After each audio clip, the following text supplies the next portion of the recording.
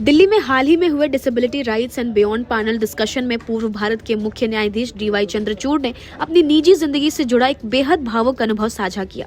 उन्होंने बताया कि उनके लिए अपनी 2 दिव्यांग बेटियों के लिए दिल्ली में एक एक्सेसिबल घर ढूंढना बहुत बड़ी चुनौती बन गया है। पूर्व CGI ने कहा, हमारी 2 बेटियां हैं जिनकी जरूरतें खास हैं, लेकिन उनके लिए अनुकूल घर ढूंढना मुश्किल हो गया है।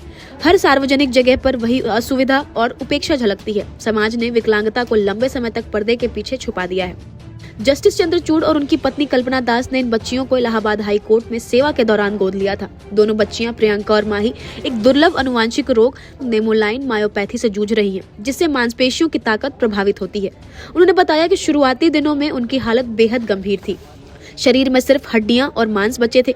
उनकी जैविक मां ने उन्हें छोड़ दिया, ये मानकर कि वे कभी ठीक नहीं होंगी। उन्होंने कहा कि एक मेडिकल टेस्ट के दौरान उनकी बड़ी बेटी बार बार ये कह रही थी कि वो चाहती है कि उसकी बहन का इलाज अच्छे से अच्छे जगह से हो और उसकी सेहत के लिए काफी चिंतित रहती है। लेकिन इन चुनौतियों ने उन्हें कई नई सोच दी। बेटियों ने उन्हें वेगनिज्म सिखाया, जानवरों और प्रकृति के प्रति संवेदनशीलता बढ़ाई और जिंदगी को सम्मान से जीना सिखाया। इवेंट की शुरुआत मिशन एक्सेसिबिलिटी के सह संस्थापक और दृष्टिहीन अधिवक्ता राहुल बजाज ने की।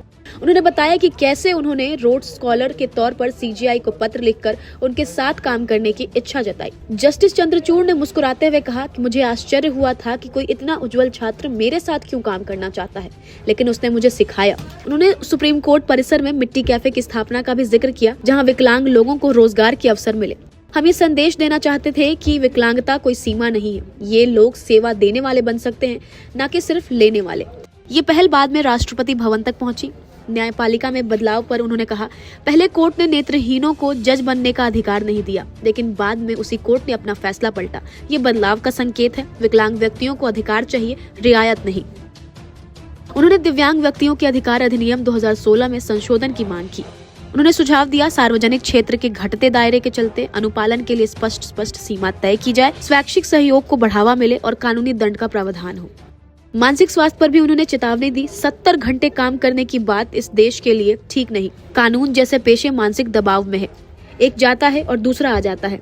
ये एक जहरीली परंपरा बन चुकी है। उन्होंने सरकार से आग्रह किया कि दिव्यांग वकीलों को केवल प्रो बोनो तक सीमित न रखे। टेक्नोलॉजी के जरिए एक्सेस बढ़े, हर सार्वजनिक स्थान पर एक्सेसिबिलिटी ऑडिट अनिवार्य हो और स्कूलों में साइन लैंग्वेज सिखाई जाए।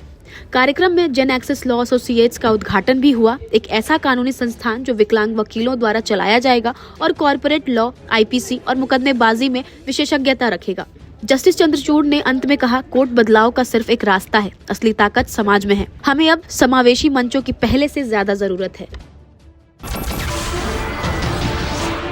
नमस्कार, मैं हूं मानक गुप्ता।